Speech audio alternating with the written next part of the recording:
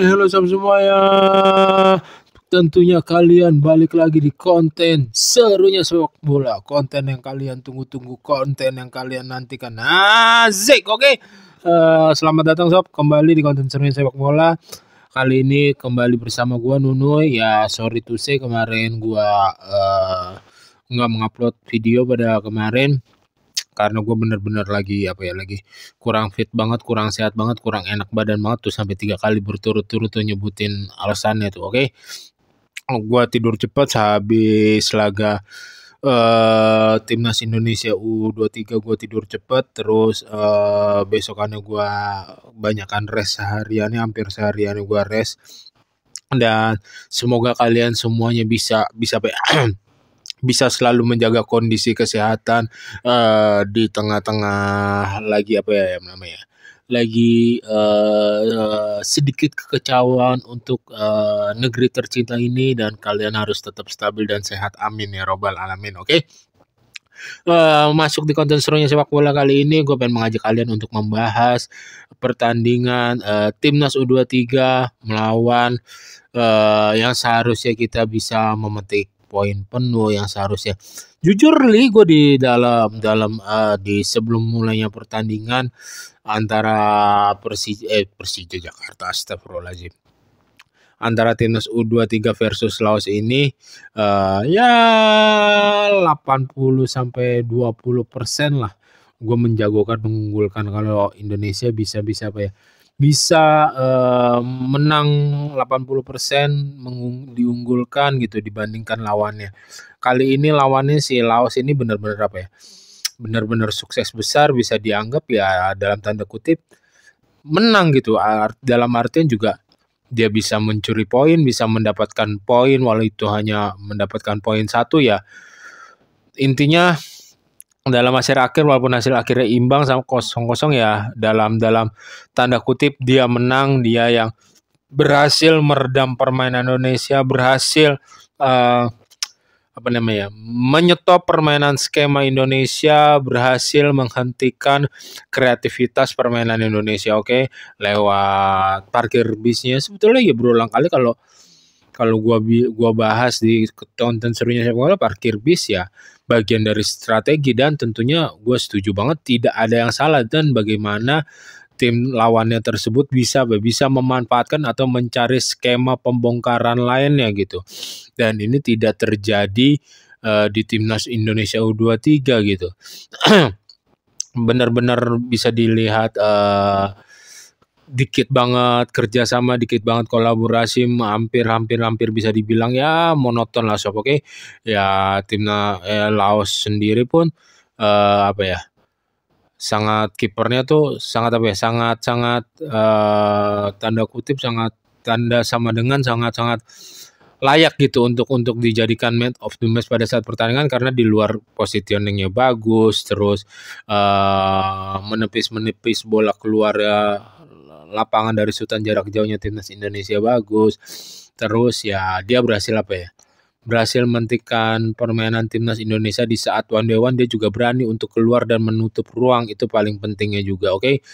Ya kalau kita masuk ke permainan timnas Indonesianya ya kayak misalkan Rafael Strike emang bisa dibilang jelek banget sih enggak, tetapi so aja dia bisa membongkar pertahanan si Laos ini ya, terlebih lewat skill individu aja sob, oke. Lewat kerjasama taktis skemanya kurang banget, kurang menyatu. Dribblenya bagus, dribblenya solid, berapa kali dribblenya bagus, 3 kali 4 kali dribblenya bagus Rafael Strike. Ya ada kerjasama sih sedikit dengan Doni Pamungkas, cuman ya masih di bawah rata-rata lah itu sob, oke. Terus kayak James Rapen tuh ibaratnya ya membuka ruangnya yang tadinya dia ditempatkan untuk sebagai pemantul bola, ditempatkan sebagai untuk membuka ruang, itu benar-benar benar-benar kecil, benar-benar minim sekali fungsinya untuk melakukan hal tersebut sob, oke. Benar-benar penampilannya di bawah jauh rata-rata. Setuju gue di babak kedua juga diganti dengan Hoki, malah mungkin kalau menurut gue Hoki menjalankan tugas untuk membuka ruangnya lebih baik sedikit sedikit dibandingkan oleh Jens Rapin kalau menurut pandangan gue sob. Oke. Kalau menurut kalian apa namanya nggak percaya ya udah gitu, nggak setuju ya udah gitu. Nah, terus ketika dimainkannya di babak pertama itu tiga gelandang yang minim untuk membawa bola untuk set untuk membelah pertahanan lewat dribblingnya gitu, membuka pertahanan untuk dribblingnya kan. Kan itu tiga gelandang yang dimainkan siapa namanya yang pemain Persib Bandung, terus Toni Kroos Firmansyah, terus sama siapa namanya yang pemain Arema Malang Arkan Fikri. Itu semuanya sebetulnya permainannya hampir mirip lewat apa ya, lewat distribusi passing. Kan distribusi passing nih bisa apa ya, bisa dibaca dan bisa dihentikan baik oleh timnas U23 Laos. Namun nggak ada peranan lebih atau pergantian permainan pembongkaran ketika misalkan Arkan Fikri ataupun siapa yang pemain Persib tuh untuk mendribble itu sangat jarang sekali, bahkan kurang sekali gitu, sehingga babak kedua ditaruhlah Hanan yang bermain lini tengah, ada jawaban Hanan yang bermain di lini tengah gitu, si Robi Darwis ditaruh di back sayap. Kakang yang digantikan keluar, terus masuk winger baru di kanan gitu. Sebetulnya ya untuk membuka ruang, untuk membuka pergerakan, si Hanan ini yang pemain Persija lumayan baik juga. Namun berhasil dibaca, berhasil diminimalisir juga oleh pertahanan temboknya si Laos ini gitu. Si Laos benar-benar mempelajari permainan Indonesia, baik itu dari segala permainan, dari segala masuknya, dari segala bahkan set piece, lemparan ke dalam, bagaimana duelnya, bagaimana lo untuk menjaga perlawanannya, gimana posisi kipernya untuk berdiri, benar-benar dipelajari semua dan berwujud berhasil gitu sob. Oke.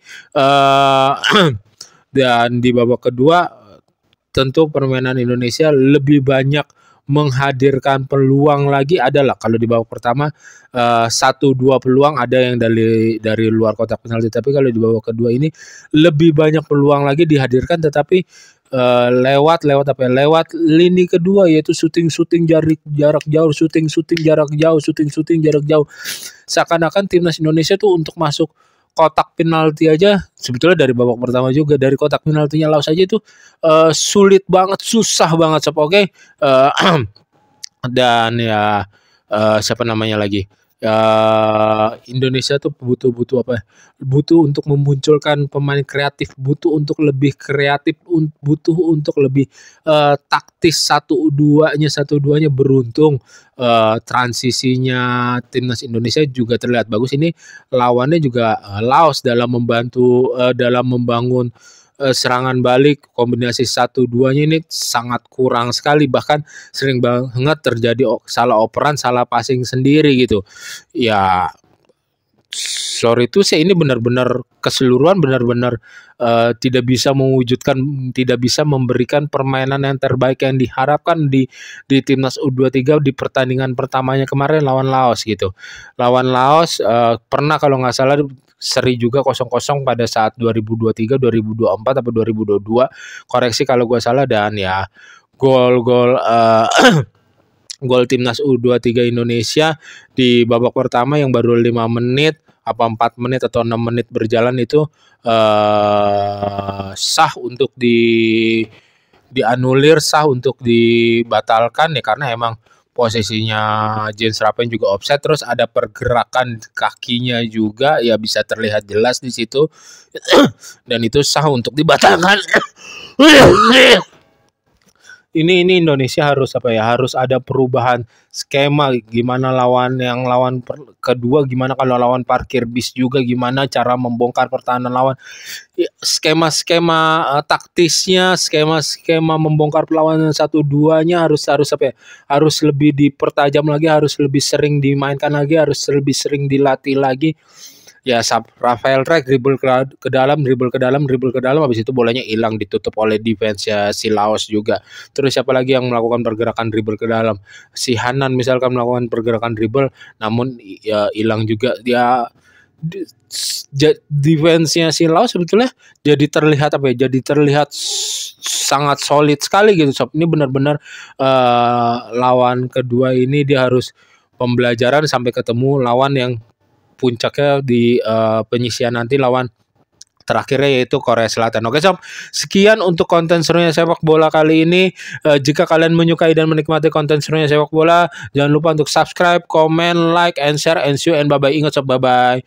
Jaga kesehatan semua. Ayo sehat-sehat ya semuanya ya.